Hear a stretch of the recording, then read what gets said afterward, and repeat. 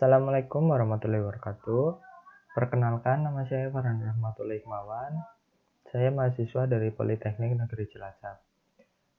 Saya berada pada jurusan Teknik Pengendalian Pencemaran Lingkungan. Nah, kali ini saya akan menjelaskan materi tentang xenobiotic synthesis berupa pestisida dan deterjen. Nah, materi ini ada pada mata kuliah saya, yaitu toksikologi lingkungan. Ya, langsung saja kita ke materinya. Ya, yang pertama yaitu pengertian xenobiotik. Apa sih xenobiotik itu? Xenobiotik adalah suatu zat asing yang masuk ke dalam lingkungan. Sedangkan xenobiotik sintesis adalah suatu zat asing yang masuk ke dalam lingkungan dengan dipengaruhi oleh aktivitas manusia. Nah, jadi xenobiotik ini adalah suatu zat asing yang tidak seharusnya berada di lingkungan. Nah, sebenarnya xenobiotik ini terbagi menjadi dua, yaitu ada xenobiotik alami dan sintesis. Nah, di sini kita hanya akan membahas xenobiotik sintesis. Nah, xenobiotik sintesis ini adalah suatu zat asing yang seharusnya tidak ada di lingkungan, tapi bisa atau masuk ke dalam lingkungan karena aktivitas atau ulah manusia. Nah, selanjutnya kita akan membahas xenobiotik sintesis berupa pestisida dan deterjen. Ya, pestisida dan deterjen itu merupakan zat asing yang seharusnya tidak ada di lingkungan. Tetapi karena aktivitas manusia yang membutuhkan kedua unsur itu, maka pestisida dan deterjen itu nantinya akan masuk ke lingkungan sebagai ancaman. Nah, kita perlu mengetahui lebih dalam mengenai pestisida dan deterjen itu.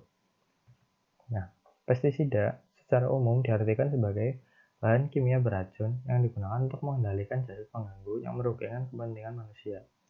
Dalam sejarah manusia, pestisida telah cukup lama digunakan, terutama dalam bidang kesehatan dan bidang pertanian.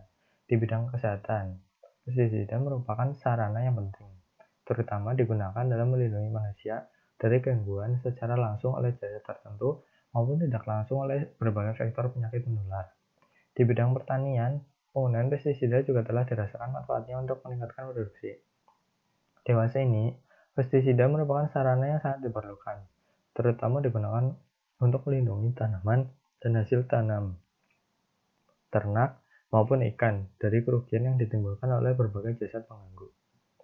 Nah, di sini ada beberapa jenis pestisida. Di antaranya ada insektisida, merupakan pestisida untuk memberantas serangga, seperti nyamuk, kecoa, kutu busuk, rayap, semut, belalang, wereng, ulat, dan sebagainya. Contoh insektisida antara lain diazinon, tiodan, plasmion, basudin, propoxur, diklorovinil, dimetilfosfat, timbel arsenat, dan magnesium fluorosilikat.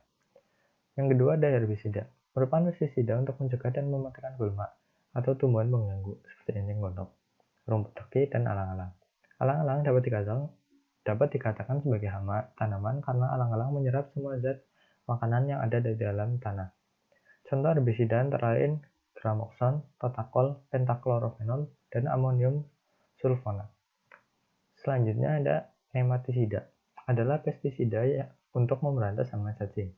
Hama ini sering merusak akar atau umbi tanaman. Contoh nematisida adalah antara lain oksamil dan natrium metal. Fungisida adalah pestisida untuk memberantas jamur atau fungi.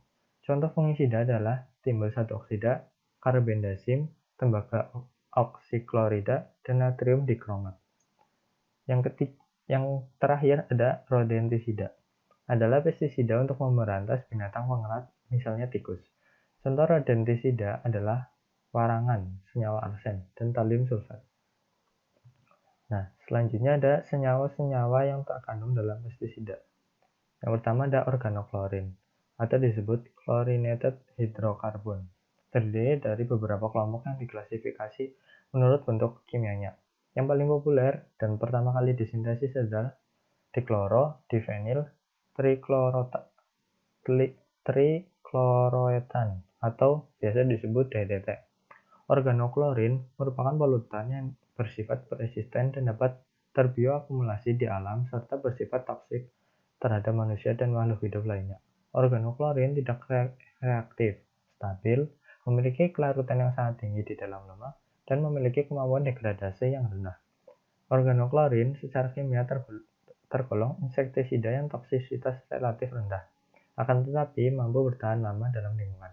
Racun ini bersifat mengganggu susunan syaraf dan larut dalam lemak. Hal ini dapat membahayakan kesehatan manusia dan lingkungan, karena bahan kimia ini dapat menyebabkan kanker, alergi, dan merusak susunan saraf, baik sentral ataupun periferal, serta dapat mengganggu sistem endokrin yang menyebabkan kerusakan pada sistem reproduksi dan sistem kekebalan yang terjadi pada makhluk hidup, termasuk janin. Yang kedua, ada senyawa organofosfat, merupakan penghambat yang kuat dari enzim cholinesterase pada syaraf. Asetilkolin berakumulasi pada persimpangan-persimpangan syaraf, yaitu neural junction, yang disebabkan oleh aktivitas cholinesterase dan menghalangi penyampaian rangsangan syaraf kelenjar dan otot-otot. Golongan ini sangat toksik untuk hewan bertulang belakang, yaitu manusia dan mamalia. Selanjutnya ada senyawa karbamat, merupakan insektisida yang bersifat sistemik dan berspektrum luas seperti nematosida dan akarisida. Umumnya, karbamat digunakan untuk membasmi hama tanaman pangan dan buah-buahan pada padi, jagung, jeruk, alfalfa, umbi jalar, kacang-kacangan, dan tembakau.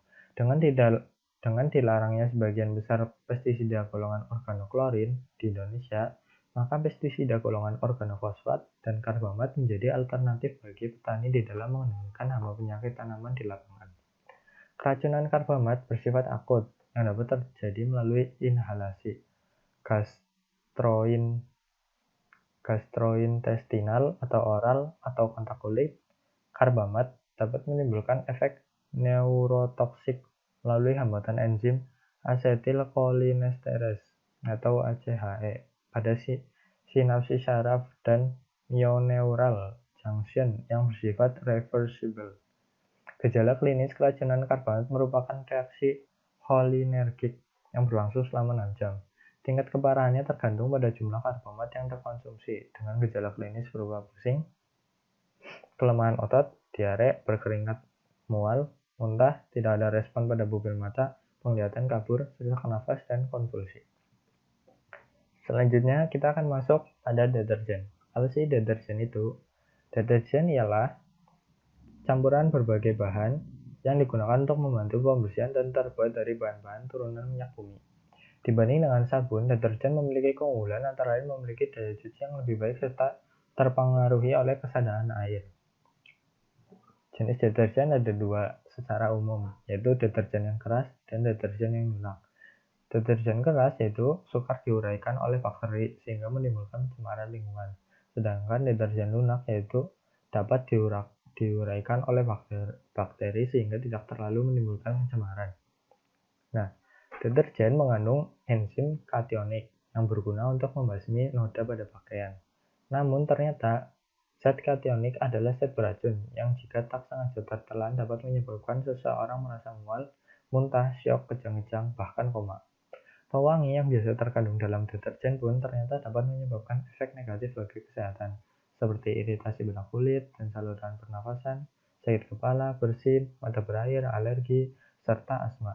The National Institute of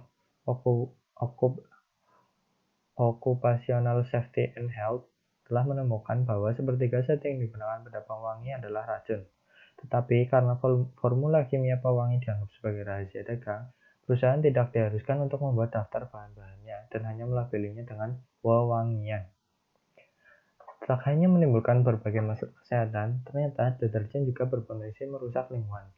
Air berbusa yang dihasilkan dari deterjen akan menghilang ke saluran pembuangan air dan akan mencari lingkungan melalui aliran dan proses infiltrasi. Air bekas mencuci ini akan menimbulkan berbagai masalah pencemaran yang juga dapat merusak ekosistem dalam air, seperti mencemari kualitas air tanah dengan bahan kimia, pertumbuhan ganggang atau tumbuhan air berlebihan yang merusak ekosistem dalam air, hingga menipisnya oksigen dalam air yang akhirnya membunuh ikan dan organisme lainnya. Setelah mengetahui berbagai dampak negatif yang dihasilkan oleh deterjen, penting untuk meminimalisir jumlah deterjen yang digunakan. Melansir halaman Organic Consumers Association, langkah yang dapat dilakukan untuk mengganti deterjen untuk membersihkan noda adalah dengan menggunakan bahan sederhana seperti sabun, air, soda kue, cuka, air lemon, dan boraks untuk membersihkan noda pada pakaian ataupun peralatan rumah tangga lainnya. Selain itu, selalu gunakan sarung tangan karet untuk melindungi kulit dari iritasi dan pastikan sirkulasi udara yang baik dalam ruangan dengan membuka jendela ataupun menyalakan kipas angin ketika mencuci. Dan yang terpenting, jangan pernah mencampur dua jenis pembersih, terutama yang mengandung amonia dan klorin atau pemutih, karena dapat menghasilkan gas beracun yang dapat menyebabkan masalah serius pada saluran pernafasan. Terima kasih. Ya, itu tadi adalah materi singkat mengenai xenobiotik sintesis berupa pestisida dan deterjen. Ya, saya harap materi ini bermanfaat dan terima kasih telah menonton saya. Ya, kurang lebihnya mohon maaf. Wassalamualaikum warahmatullahi wabarakatuh. Terima kasih.